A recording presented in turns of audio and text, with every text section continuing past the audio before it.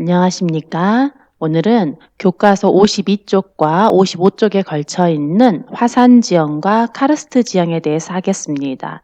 자, 우리나라의 화산 지형에는 어디가 있으며 그 화산 지형들의 특징은 어떠한지, 형성 과정과 토지 이용 등을 살펴보겠습니다. 그리고 카르스트 지형도 마찬가지로 카르스트 지형의 형성 과정과 현재 이용하고 있는 그 방식은 어떠하며 어디에 분포하는지에 대해서 이 시간 함께 보도록 하겠습니다. 자, 먼저 화산 지형에 대해서 보죠. 선생님이 암석을 하면서 잠깐 이야기를 했었는데요.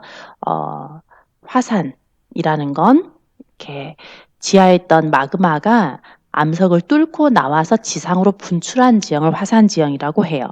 그리고 이 화산 지형은 분출한 용암이, 마그마가 분출하면 용암이라 그러죠.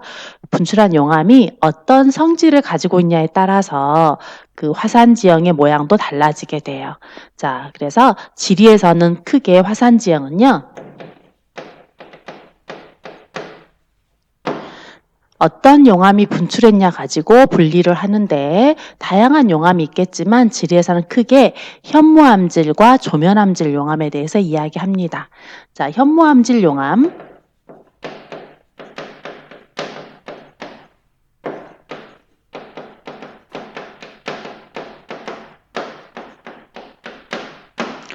자, 현무암질 용암이란 굳으면 현무암이 되는 용암이란 뜻이에요. 그러니까 현무암질 용암이 굳으면 현무암이 된 거고 조면암질 용암이 굳으면 조면암이 된 거예요. 자, 현무암질 용암의 특징은 뭐냐면 온도가 높으면서도 끈적임이 없고 그래서 이렇게 유동성이 굉장히 큰 용암이에요. 유동성이 크다는 건 잘 움직인다. 물처럼 그냥 흐른다. 끈적임이 없으니까 멀리 잘 흘러간다는 뜻이에요. 그러면 조면암질 용암은 어떠하냐면 이거랑 반대로 온도가 조금 낮은 용암이면서 점성이 크고 끈적끈적하고요. 그 때문에 많이 흐르지 못하고 분출한 분화구 주위에 뭉쳐 있다거나 멀리 가지 못한 용암이에요. 자, 현무암질 용암은 점성이 작고 유동성이 크다.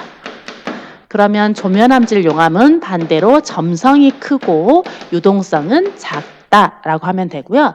자, 이 특성이 이제 화산 지형에 영향을 주게 되는데요. 현무암질 용암은 유동성이 크기 때문에 분화구로부터 멀리 흘러나가게 되면서 화산체가 납작하게 돼요. 이런 화산을 우리는 순상화산이라고 합니다. 상자는 모양 상이니까 순자만 알면 되죠. 순자는 바로 방패란 뜻이에요. 자, 모순. 자, 너의 말은 모순이 돼 라고 말할 때 모는 창, 순은 방패죠. 그 옛날 시장에서 어떤 사람이 물건을 팔았다 그러잖아요. 이 창은 모든 방패를 뚫을 수 있습니다. 그리고 다른 옆에 있는 방패를 딱 들더니 이 방패를 사세요. 이 방패는 모든 창을 막을 수 있습니다. 이렇게 말을 한 거야. 그러면 이 창과 방패가 부딪히면 어떻게 되는 거예요? 말이 안 맞죠. 이런 걸 모순이라고 해요. 자, 이 순자는 방패 순자야. 자, 우리 같으면요, 납작한 무언가를 보게 되면 계란 후라이 같아 이렇게 말할 텐데 옛날 사람들은 방패 같다라고 이야기했대요. 그 말을 들으니까 괜히 슬퍼요. 이 사람들은 전쟁이 군사로 징집되고 이렇게 전쟁하는 게 일상이었나 보다. 어쩌면 납작한 모양체를 보고 방패에다가 빗댈까라는 생각을 좀 했어요. 자, 아무튼 방패 순자 요렇게 생긴 거, 이런 모양의 화산체를 순상화산이라고 해요. 혹은 용암이 어떤 하나의 그 화구에서 이렇게 분출해서 산의 형태가 아니라 어떤 단층 선상을 따라서 이렇게 선상으로 이렇게 분출해서 이렇게 납작한 용암의 평평한 땅을 만들어내기도 하는데요. 이 경우도 끈적임이 없는 용암이 그런 식으로 분출을 하거든요. 이렇게 해서 만들어지는 것을 용암이 만든 평평한 땅이라 해서 용암대지라 그래요. 그래서 현무암질 용암은 순상화산이나 용암대지를 이룬다. 역으로 용암대지에 있는 암석은 현무암이다. 순상화산에 있는 용암도 현무암이겠다라고 역으로 생각하실 수 있습니다. 자, 반면 조면암질 용암은 끈적임이 커서 분화구 주위에 엉겨 붙어요. 멀리 가지 못하고. 그러다 보니까 자꾸 분화구는 경사 급하게 분화구주 연겨붙은 그런 산체를 형성하게 되는데 그런 모양 우리는 종상화산이다라고 해요. 즉 종 모양이다라는 뜻이죠. 요렇게. 자, 알겠죠? 자, 그러면 이제 우리나라 화산 지형은 어디 있는지 한번 살펴보도록 할게요.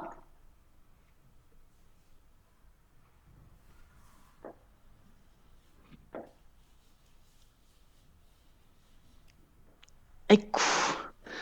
자, 지도가 좀 이상하게 그려졌죠? 자, 볼게요. 여기에 백두산이 있어요. 여기에 한라산, 울릉도, 독도. 자, 쌤이 그린 이 4개의 섬은요, 화산이에요. 자, 화산들이고요. 그 다음에 그 외의 화산은 백두산 주위에 좀 있긴 하는데요. 우리 시험 문제에 나오는 화산은 바로 이 38선. 철원과 평강 일대에 거쳐서 철원, 평강, 용암대지, 그 위에 신계곡산 용암대지 이렇게 말하는데 이 38선 인근의 용암대지 중 남한, 우리나라에 속해 있는 곳은 바로 이렇게 철원 지역이 되겠어요. 그래서 시험 문제는 우리 한반도의 가장 큰 산인 백두산과 백두산 주변에 용암대지가 있거든요. 바로 개마고원이라고 그래요. 따라서 백두산과 개마고원 그리고 철원 용암대지 그리고 울릉도와 독도 그리고 제주도. 자, 이 지역의 화산 지역만 시험 문제에 나옵니다. 자, 그러면 먼저 백두산 먼저 갈게요. 혹은 제주도. 자, 백두산이건 제주도 한라산이건 굉장히 큰 화산이에요. 이렇게 큰 화산은 한 번의 폭발로 만들어지지 않아요. 여러 차례의 폭발을 거쳐서 현재의 화산체를 형성하고 있는 거야. 그리고 여러 차례 폭발한다는 것은 이렇게 해년마다 정도가 아니라 100년에 한 번 이런 식으로 이렇게 굉장히 긴 시간의 텀을 두고도 폭발을 하거든요. 그 과정에서 용암의 성분도 바뀌고 막 이래요. 환경도 바뀌고. 그래서 백두산이라든가 한라산처럼 큰 화산체는 대부분이 순상화산과 종상화산이 함께 나타나는 경향이 있어요. 즉 현무암질 용암과 조면암질 용암이 함께 나타나는데요. 대체로 현무암질 용암은 물처럼 흐르다 보니까 아래로 이렇게 멀리 퍼져나가서 산의 아랫부분을 형성하고요. 조면암질 용암처럼 끈적이는 용암은 이렇게 엉겨 붙다 보니까 산의 정상부를 이루게 돼요. 그래서 백두산도 산의 아랫부분은 납작한 순상화산, 그리고 산의 윗부분은 종상화산 이렇게 생겼어요. 그리고 화산이 분출해서 만들어진 분화구 있죠. 분화구, 화산 분출하는 그 분화구가 한라산은 좀 작아요. 그래서 이걸 화구라고 하고 거기에 물이 있어서 화구호라고 하는데 백두산은 이 분화구가 한 차례 이렇게 무너져 내렸어요. 그러다 보니까 분화구가 이렇게 넓적하게 커져 버렸어. 무너져 내리는 과정에서 넓어졌어요. 그래서 그 분화구는 칼데라라고 해요. 거기에 물이 있으니까 칼데라호라고 부를 수 있겠지. 그래서 정리하면요. 자, 백두산은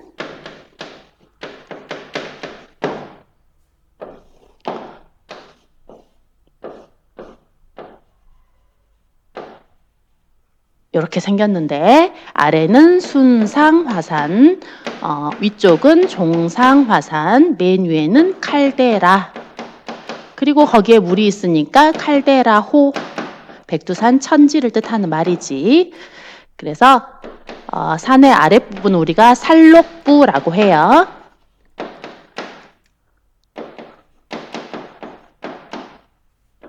그리고 산의 윗부분은 산정부라고 부르는데요. 그래서 백두산은 이렇게 살록부는 순상화산, 산정부는 종상화산, 그리고 맨 위에 백두산 천지는 칼데라호라고 말합니다. 어렵지 않죠? 그리고 백두산 아래 뿌리에서부터 넓게 개마고원이 펼쳐져 있는데 여기에 있는 이 개마고원과 그리고 철원은 고원, 높은 평원이란 뜻이잖아. 그러니까 그 일대가 마천령 산맥, 낭림 산맥, 함경 산맥 등 산줄기가 이렇게 쫙 이렇게 장벽처럼 뻗어 있는데 그 사이에 이렇게 용암이 분출한 곳이 산지 사이 이렇게 막 고이듯이 용암이 분출해서 올라오다 보니까 평평하긴 한데 해발 고도가 높아요. 그래서 여기를 고원, 높은 평원이라 그러는 거야. 그래서 계마고원. 높지만 평평한 곳, 철원. 역시나 둘 다 화산의 형체가 아니라 용암이 분출한 평평한 분출면이다 보니까 여기를 다 용암대지라 그래요. 그래서 계마고원과 철원은 용암대지예요. 나머지는 다 화산의 형태니까 화산들이고요. 자, 그렇습니다. 자, 아무래도 칠판 닦아야겠죠. 자, 잠시 멈췄다 할게요. 자, 그러면 이제 한라산에 대해서 할게요. 자, 한라산은 제주도 전체가 한라산이에요. 자, 한라산은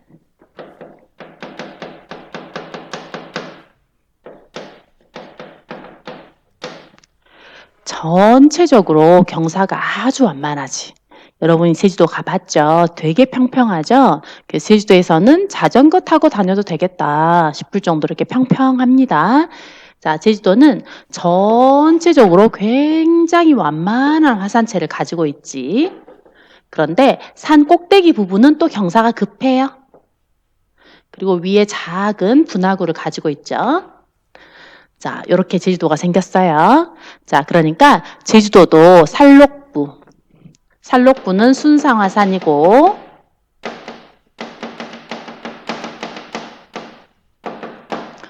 그리고 정상은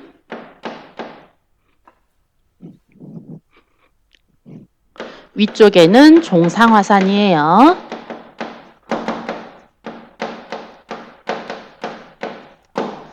그리고 맨 꼭대기에 있는 분화구는 뭐 무너져 내리거나 그러지 않아서 폭발한 형태의 거의 그대로 작은 분화구를 가지고 있는데요. 이런 걸 화구라고 하고 물이 있으니까 화구호예요. 그 호수의 이름은 백록담이죠.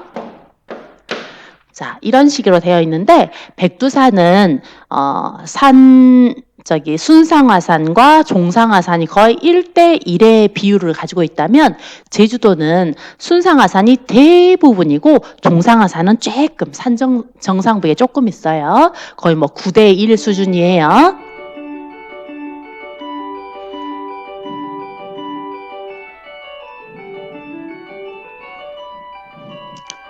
자, 그래서 제주도는 전체적으로 순상화산으로 되어 있다. 전체적으로 현무암으로 되어 있다라고 보면 되겠어요. 자, 그 다음에 이제 울릉도를 보시면요. 자, 울릉도는 동해가 아주 수심이 깊다고 했었죠? 그래서 아주 깊은 수심 2000m에서 이렇게 솟구쳐 올라온 산이니까 사실 되게 클 거야. 그런데 물 위로 드러나 있는 우리가 화산이다, 육지다라고 부를 수 있는 울릉도라고 부르는 그 면적 자체는 좁아요. 그래서 울릉도는 그렇게 큰 섬은 아니에요. 자, 아무튼 그래서 울릉도는요. 지금 물 위에 드러나 있는 부분이 그렇게 크지 않는데 이게 이렇게 생겨가지고 말하자면 백두산의 꼭 정상 부위만 딱 보이는 것처럼 그렇게 생겼어요. 그러니까 울릉도는 섬 전체가 종상화산이다. 그리고 분화구도 막 무너져 내리는 과정에서 굉장히 넓어진 되게 큰 분화구를 형성하고 있는데 칼데라다. 그런데 울릉도는 여기 칼데라에 비가 오면 빗물이 그냥 땅으로 스며들어 버리거든요. 그래서 물이 고이지 못해요. 그래서 이곳은 그냥 늘 땅이 꼬실꼬실해요. 그래서 사람들은 이 거대한 무슨 올림픽 경기장, 축구 경기장처럼 생긴 이렇게 쑥 들어간 듯한 넓은 거대한 긴 세월 동안에 이거는 이제 화산의 분화구가 아니라 단지 주변 산들로 포근하게 감싸진 작은 분지처럼 넓은 분지처럼 생겼거든요. 그래서 물이 차지하는 이 칼데라지만 물이 차지하는 이 공간은 산으로 둘러싸인 분지의 형상이잖아. 그래서 여기는 칼데라 분지라고 부릅니다. 자, 울릉도는 그래서 칼데라 분지예요. 그리고 울릉도 사람들은 그 분지를 이름하여 나리 분지라고 불렀죠. 자, 그리고 울릉도는 되게 독특한 게 뭐냐면, 울릉도도 이제 여러 번의 분출 과정이 있었을 텐데, 지금 현재 지형상 드러나 있는 그 분출 과정에는 어떤 게 있냐면요. 이 울릉도의 화산체가 딱 형성된 뒤로 한참 만에 다시 속에서 막 부글부글 했나 봐. 그러고는 딱 분출하려고 했어요. 그런데 이 용암을 한 덩어리를 삐쭉이 밀어 올리고, 물론 이게 딱 미끄러지면서 약간 모양이 흐트러지긴 했겠지만 어찌되었건 용암을 조금만 딱 밀어 올리고는 더 이상 힘이 딸려서 못 해버린 거야. 그렇게 해서 이 칼데라 속에가 용암이 그 새로 이렇게 덩어리 하나를 밀어 올려놓은 형태의 언덕 하나가 칼데라 내에 싹 들어가 있어요. 그래서 울릉도 사람들은 새 둥지 속에 알이 있는 것 같잖아. 그래서 이 봉우리 이름을 알봉이라고 불렀어. 그리고 지질학자들은 아주 어려운 말을 붙이죠. 이걸 뭐라 그러냐면 가운데 있는 화구에 만들어진 언덕이라고 해서 중앙화구구라고 해요. 맨 끝에 있는 구자는 언덕구자예요. 그래서 중앙화구구라고 부를 수 있는 봉우리가 하나가 더 있는 거야. 그러니까 울릉도는 화산체 안에 다른 화산이 하나가 더 있는 거지. 그래서 울릉도의 이 형태를 갖다가 이중화산이라고 해요. 자, 그래서 울릉도 가운데에는 뭐도 있다? 중앙화구구인 알봉도 있다. 그래서 결국 울릉도를 화산 속에 또 화산이 들어있다 해서 이중화산이라고 한다. 선생님이 제주도에 대해서 빼먹은 게 생각이 났어요. 자, 제주도는 엄청 커요. 엄청 큰데, 제주도에서 이제 여러 번의 분출로 제주도에 화산체가 만들어지다고 했잖아요. 그리고 나서 한참 만에 다시 또 속에서 부글부글 했어. 그런데 처음에 이렇게 화산이 분출했던 화도 있죠. 화도가 그 분출했을 때 그 끈적거리던 용암이 화도에 딱 엉겨 붙어가지고 이미 돌이 돼서 마개가 딱 막아진 것처럼 막아져 버린 거야. 그리고 밑에서는 막 용암이 부글부글 하지. 가스가 막 부글부글 해요. 그때 이 가스들이 중앙 화도를 뚫지 않고 주변에 있는 금이 간 부분을 따라서 이렇게 새어 나오면서 사방팔방 새어나오면서 퓨웅퓨웅퓨웅퓨웅 이러면서 있죠. 이렇게 화산의 작은 화산의 그 경사면에 막 작은 화산들이 막 사방팔방 이렇게 막 분출을 한 거예요. 그렇게 해서 제주도는 평평한 제주도의 본체에 작은 언덕들 같은 화산들이 무수하게 이렇게 놓여 있는데요. 이렇게 화산체 옆에 붙어 있는 이런 화산을 뭐라 그러냐면 옆에 있다 해서 측면에 있다, 측화산이라고 하거나 혹은 본체에 붙어 있어서 기생하고 있잖아 해서 기생화산이라고 해요. 그래서 제주도는 본체는 이렇게 생겼고 본체 옆에는 수많은 기생화산, 일명 측화산이 있는데 제주도 말로는 땡땡 오름이라고 불러요. 검은 오름 이런 거 있죠. 용눈이 오름 이런 식으로 무슨 오름이라고 부르는 이런 언덕들은요. 지질학적으로는 바로 이 측화산들이 되겠어요. 자, 제주도 이렇게 생겼고요. 자, 독도도 뭐 어떤 형태였겠죠. 울릉도처럼 생겼을 수도 있고 그랬을 수도 있겠지만 독도는 워낙에 얘네들보다 화산 폭발 시기가 더 빨라요. 그리고 동해 한가운데 딱 있다 보니까 파도로 온몸으로 맞아서 다 깨져버렸다 그랬죠. 그래서 독도도 아마 울릉도처럼 종상화산, 주로 조면암으로 돼 있거든요. 종상화산이었겠지만 현재 독도는 그냥 다 깨져서 2개의 큰 섬과 수십 개의 암초로 구성돼 있어요. 자, 그래서 독도는 주로 조면암으로 구성되어 있는데 지금 현재는 2개의 큰 섬과 여러 암초 형태 있죠. 암초나 2개의 큰 섬과 여러 작은 섬, 암초, 이런 형태로 침식을 받아서 화산의 형태는 거의 남아있지 않은 상태입니다. 자, 이해되셨나요? 그러면 이제 선생님이 잠깐 아까 언급하고 지나갔던 철원 용암대지에 대해서 좀 더 자세히 하겠습니다. 용암대지에 대해 설명하겠습니다. 자, 용암대지는 단층 선상을 따라서 분출한 건데요. 자, 용암대지.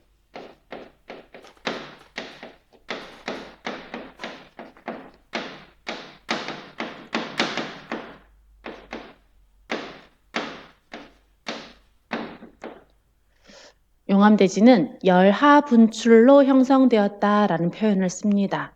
자, 열하, 균열 할 때 틈바구니죠. 하자도 단층선을 뜻하는 하자예요. 그래서 열하 분출이란 단층 선상을 통해서 이렇게 긴 라인 선상을 통해서 분출한 것으로 열하 분출로 만들어진 지형이다. 그럼 용암대지구나 라고 바로 알아야 해요. 일반적인 화산들은 한 암석의 한 점을 깨고 이렇게 한 점에서부터 이렇게 분출해서 산의 형태를 이루게 되는데 용암대지는 이렇게 길게 동시다발적으로 이렇게 분출해서 계곡을 따라 흘러가는 형태로 계곡을 덮는 형태로 나오는 게 특징입니다. 자, 그러면 이제 용암대지에 대해서 하기에 앞서서 화산과 관련해 가지고 주상절리와 용암 동굴에 대한 걸 한번 짚고 넘어갈게요. 자, 주상절리.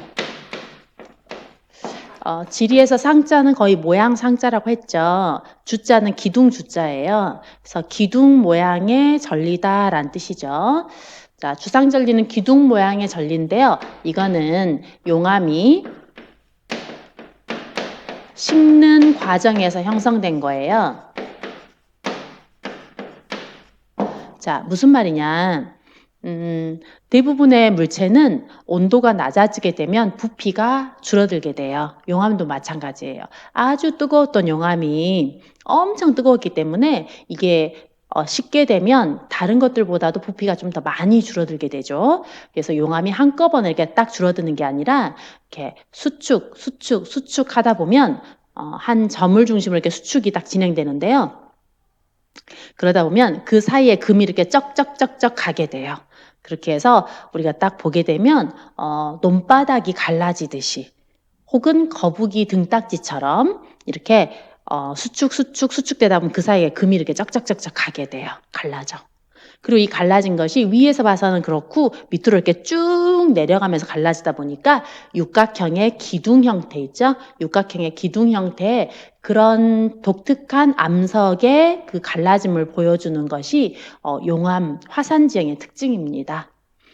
그래서 육각형의 갈라짐 돌이 이렇게 기둥 형태로 이렇게 갈라진 형태로 서 있다면 이거는 과거에 용암이었다가 식었나 보다. 과거에 화산 지형이었나 보다라고 볼 수 있어요.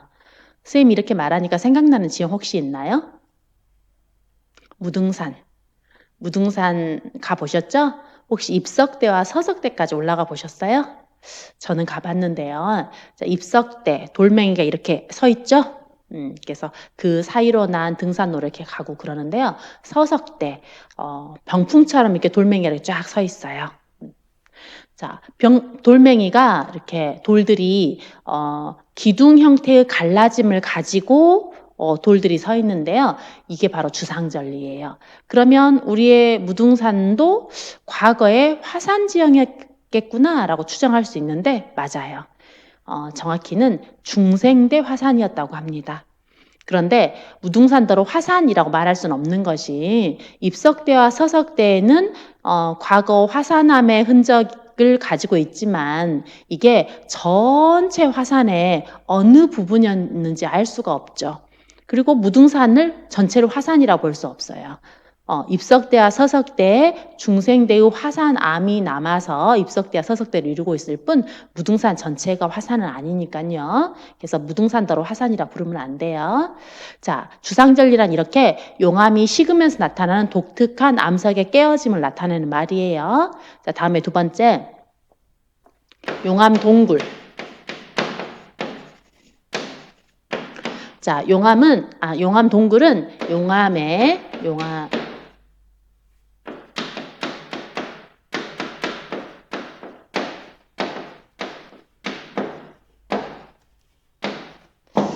자, 용암의 식는 속도 차이로 형성되었다라고 말을 합니다.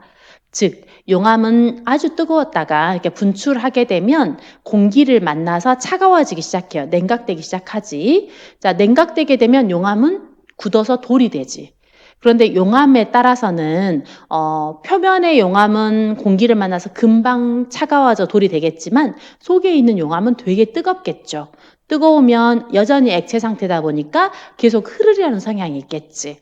그에 따라서 어딘가는 굳어서 돌이 되고 있는데 뜨거운 부분을 따라서 용암이 계속 흘러서 빠져나가 버리게 되면 그 부분만 뽕하니 용암이 비어버리는 거예요. 빠져나가 버렸으니까. 이렇게 해서 길다란 용암 동굴이 만들어지게 되죠. 자, 그럼 여기서 질문. 용암 동굴은 조면암질 용암에서 나타날까요? 현무암질 용암에서 나타날까요? 네, 현무암질 용암에서 나타납니다. 왜냐하면 현무암질 용암은 끈적임이 적은 용암이죠. 그러니까 어떤 게 이렇게 땡하니 굳더라도 속에 있는 용암이 그냥 빠져나가는 거야. 끈적거리지 않으니까. 근데 조면암질 용암은 끈적끈적해요.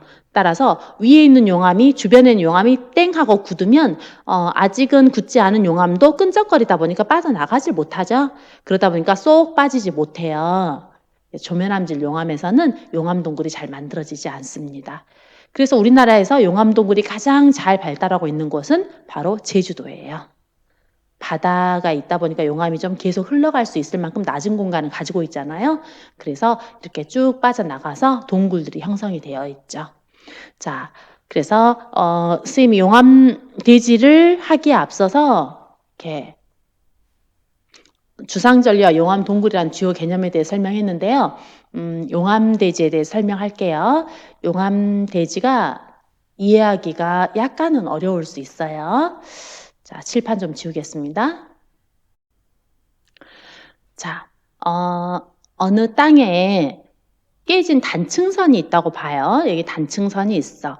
그러면 이쪽은 깨지지 않은 일반 암석, 이쪽도 깨지지 않은 부분. 근데 여기에 단층선으로 깨져 있는 부분이 있다면 당연히 비바람이 치고 강이 흘렀을 때 깨져 있는 부분이 좀 더 빠르게 침식될 거예요. 낮아지겠지?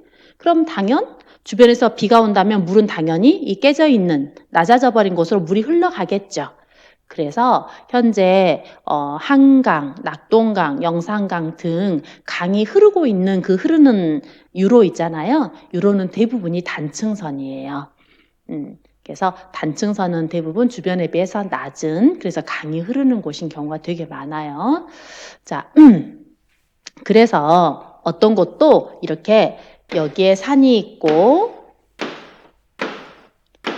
강이 있다면 이런 지형의 속을, 안에 암석을 들여다보면 이 강이 있는 이곳이 이렇게 깨져 있는 단층선인 경우가 상당히 많습니다. 아시겠죠? 자, 이런 지형이 있어. 자, 그런데 어느 날 이 밑에서 마그마가 부글부글 끓어오르게 되었다면 너무나 단단한 암석을 깰 수 없었고 이 단층선이 있는 부분을 딱 만나게 된다면 이 용암은 단층선을 따고 빠르게 이렇게 땅 위로 올라오게 될 거예요. 이렇게 용암이 부글부글 뜨거워지게 되면 막 부피가 팽창하거든요. 그에 따라서 이렇게 확 올라오는 거지. 밥이 끓어 넘치듯이. 자, 아무튼 그렇게 해서 용암이 이렇게 단층 선상을 타고 막 동시다발적으로 막 땅에 갈라진 틈바구니로요. 용암이 새어나와서 계곡을 따라 이렇게 흘러내려서 이 땅을 용암이 다 덮어버리게 돼요. 그릇에 담긴 팥죽처럼 이렇게 계곡 부분에 용암이 담기는 거야. 자, 그리고 시간이 지나서 땡하니 굳었습니다.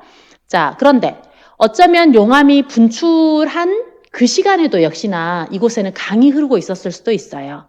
용암이 분출한 그곳은 계곡 부분일 가능성이 아주 크거든요. 따라서 용암의 분출은 이곳에서 진행되었지만 이 강은 저 멀리 딴 데서부터 시작돼서 여기를 지나갔을 뿐이잖아. 그래서 그때도 여전히 강은 계속 지나가고 있을 것이고 이곳에 용암은 막 분출하고 있을 것이고 물과 막 용암이 뒤섞여서 흘렀을 수도 있죠. 아무튼 용암의 분출은 끝났고 용암은 굳었어요. 그렇지만 이곳으로는 끊임없이 물이 흘러들어. 그러면 이곳이 계속 침식을 당하겠지. 물에 의해 자꾸 깎이겠죠? 그래서 늘상 물이 잘 흐르는 어떤 구역을 따라서 계속 이제 이 용암의 굳은 암석들도 이제 깎이기 시작해. 근데 용암은 기본적으로 이렇게 주상절리로 이렇게 기둥 모양의 금이 가 있잖아요. 그래서 이렇게 막 침식을 시키면 암석들이 이렇게 뚝뚝 떨어지고요. 이러면서 침식돼서 흐르고 있는 강 옆으로는 이렇게 주상절리의 절벽이 이렇게 딱 나타나게 돼요. 자, 다시 그리면 강이 흐르는 과정에서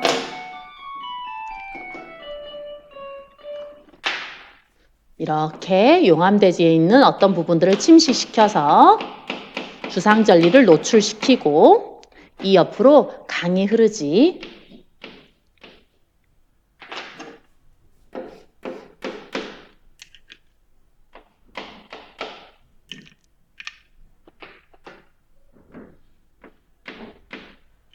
이런 식으로. 자, 다시 말씀드리면요. 용암대지는 현무암으로 돼 있어요. 그리고 암석은 주상절리로 깨져 있고 현무암은 또 구멍이 많이 뚫려 있는 구멍이 뽕뽕 뚫려 있는 암석이죠. 따라서 이 현무암의 주상절리 위로 강이 흐르기가 쉽지 않아요. 강물이 흐른다는 건 운반 능력이 있다는 뜻이다 보니까 강물이 이렇게 흐르는 과정에서 결국 흙이라든가 모래 같은 게 씻겨서 제거가 돼버려. 그러면 당연히 돌멩이가 드러나기 쉬워요. 근데 이 돌이 금이 많이 가져 있고 구멍이 많은 돌이라면, 기반암이라면 이 물은 금세 스며들어 버리겠죠? 그래서 제주도가 우리나라에서 강수량이 가장 많은 지역임에도 불구하고 물을 보기가 어렵다고. 그래서 예로부터 제주도는 물이 너무 귀해서 사람이 살기 힘든 공간이었어요. 물론 스며들기 때문에 지하수는 많지. 그리고 이 지하수가 계속 지하로 흐르다가 제주도의 바닷가에서 아예 바닷가에 가게 되면 바다와의 이 수압 차이로 인해서 바닷가 어딘가에서는 다시 물이 솟아나는 곳이 있어요. 용천대라고도 해요. 그래서 바닷가에 샘이 솟아나면 거기에 옹기종기 집들이 모이기 시작하는 거야. 그래서 제주도는요. 그렇게 평평하니까 어디서든 농사를 지을 수도 있을 것 같은데도 제주도의 전통 지랑은 바닷가에 집중돼 있는데요. 그 이유가 바로 물 때문이에요. 바닷가에 가야 물을 얻을 수 있으니까. 그래서 제주도는 농사를 지어도 물이 좀 귀하다 보니까 밭농사를 짓지. 물이 필요한 논농사를 짓기 어려웠어요. 자, 마찬가지로 용암대지도 역시나 현무암의 주상절리를 가지고 있는 현무암층이니까요. 이 위로 강이 흐르기 힘들어요. 그렇지만 이 용암대지가 침식되어 버린 옆에 자, 이렇게 하얗게 그려진 이 산들은 현무암 아니죠. 화산 아니지. 1번에 있는 용암대지와 2번, 그 주위에 있는 산이 있다면 1번과 2번 중에 어떤 게 더 먼저 만들어진 암석이죠? 2번이 먼저 만들어진 암석이지. 2번이 먼저 있었지, 산이. 그러고 용암이 나중에 담겼죠. 그리고 2번에 있는 산은 화산 지형일 가능성은 별로 없죠. 어쩌면 우리나라에 가장 흔하다는 변성암일 수도 있죠. 자, 아무튼 너무나 일반적인 이 주변 산은 강이 흐를 수 있는 산이에요. 그래서 이 용암이 분출하기 전에 이곳에 계곡이 이렇게 형성이 되어 있었지. 그런데 용암이 분출하고 주상절리가 발달돼 있다 보니까 이 용암대지 위로는 물이 흐르기 힘들지만 얘가 침식돼서 기존에 있던 이런 암석들이 노출되게 되면 이 노출된 위로는 강이 이렇게 흐를 수가 있어요. 그래서 이렇게 용암대지 옆으로는 강이 흐릅니다. 만약 여기에도 강이 있다면, 주변 산에도 강이 있다면, 계곡이 있을 수 있잖아요. 물이 있다면 이렇게 흘러서 용암대지에 딱 도달하는 순간 이 안에가 금이 많이 가져 있다 보니까 이 위로 흐르지는 못하고 아마 밑으로 스며들어 버릴 거예요. 그런 다음 이 밑에서 다시 이 물과 합류를 하겠죠. 그래서 예로부터 여기 용암대지에 살고 있던 사람들은요, 여기에다 이렇게 댐을 만들어요. 댐을 만들어서 물을 가둔 다음 이 물을 여기다 끌어와서 여기서 논농사를 지었어요. 혹은 여기 절벽 밑에서 물을 끌어와서 여기서 논농사를 지었지. 즉 용암대지 위에서 강은 흐르기 어렵지만요. 용암대지에 암석이 풍화되고 남은 흙이 있잖아요. 그 흙을 따복따복 이렇게 다져가지고 논두렁을 딱 만든 다음 거기에다 물을 그냥 이렇게 확 채우면 물은 채워져요. 그러니까 용암대지는 평평하잖아. 그 위에 흙을 이렇게 반드시 이렇게 하고 고르게 하고 그 위에다가 이렇게 물을 채우는 거야. 그리고 논농사를 짓습니다. 그리고 또 사실 용암대지는 평평한 데다가 주변 산 아래에 있다 보니까 산에서 흘러나온 흙들도 용암대지 위에는 많이 쌓여 있거든요. 그래서 언제든지 물만 끌어가지고 올 수 있으면 논농사를 지을 수 있어요. 알겠죠? 그래서 제주도의 현무암 지역이라고 하더라도 그 위에 이렇게 강이 일상적으로 흐르기는 어렵고 이렇게 밑으로 스며들어 버리지만 평평하게 한 다음 어딘가에서 물을 이렇게 끌어와서 채우는 것은 돼요. 그래서 제주도도 장소에 따라서 아주 조금이긴 하지만 논농사 지역도 있어요, 바닷가에. 자, 아무튼 그래서 철원 용암대지에서는 지금 논농사를 짓고 있어요. 뭐를 통해서? 물을 끌어와서 그거를 관계라 그러죠.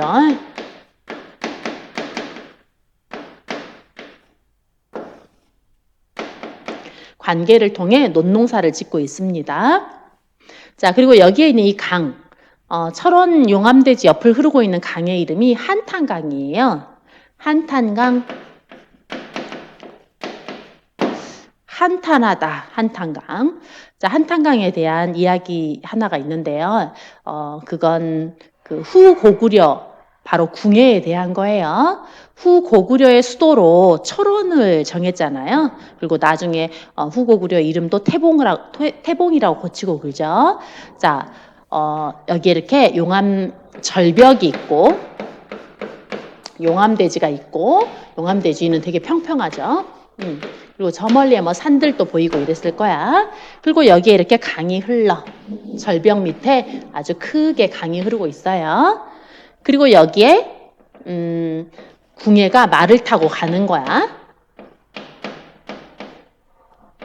이렇게 말을 타고 가는데 말을 타고 한탄 강변을 이렇게 막 달리면서 와 정말 경치 좋다. 큰 강과 절벽과 절벽 위에 있는 저 평야들 이러면서 감탄하고 가고 있었는데 지금까지 한 번도 생각하지 못했어. 그랬는데 보니까 강변에 있는 돌멩이들을 봤거든. 근데 강변에 숱하게 있는 돌멩이들이 바로 여기서 깨져 나와서 강에 의해서 씻기고 있었겠죠. 돌멩이들이 까만 데다가 구멍이 뽕뽕 뚫려 있는 거야. 궁예가 깜짝 놀랐어요. 어떻게 돌이 까맣고 구멍이 뚫릴 수가 있지? 현무암을 처음 봤나 봐요. 그래서 궁예가 거기서 한탄을 했대잖아. 왜냐? 내가 도읍으로 정한 이 철원에 돌이 까맣게 불에 타버리고 돌이 구멍이 뚫려 있다는 것은 벌레 먹었다는 뜻인데 돌이 벌레 먹었다는 건 하늘만이 할 수 있는 일이다. 하늘이 내 나라를 망하게 하려고 작심했구나. 그래서 수도로 정한 이곳 땅을 불에 태우고 벌레 먹게 만들었구나. 내 나라는 망할 거야. 이러면서 한탄했대요. 그래서 한탄강이 되었대. 자, 아무튼 한탄강은 이런 식으로 돼 있어요. 그리고 여기에 물은 흐르고 있어요. 그래서 여기에 있는 용암대지는 현무암, 그렇지만 물이 흐르고 있는 용암대지 밑을 받치고 있는 암석은 현무암이 아닌 일반 암석, 아마도 변성암. 알겠죠? 이런 구조로 되어 있는 거, 이게 용암대지예요. 자, 쉽지 않았죠? 어렵죠? 자, 실제 이 화산 지형에 대한 것은 그리고 또 다른 지금까지 배웠던 여러 지형에 대한 것은요 일반 이렇게 설명만으로는 뭐 이해는 되겠지만 실제 문제풀이에서는 쉽지는 않아요. 왜냐면 문제풀이에서는 주로 지형도를 제시하거든요. 이런 그림 말고 지형도를 보여주면서 이 지형도에 대한 설명으로 맞는 것은 틀린 것은 이렇게 물어보게 되는데 기본적으로 지형도를 보고 이게 철원 용암대지인지 이것이 제주도인지를 먼저 알아야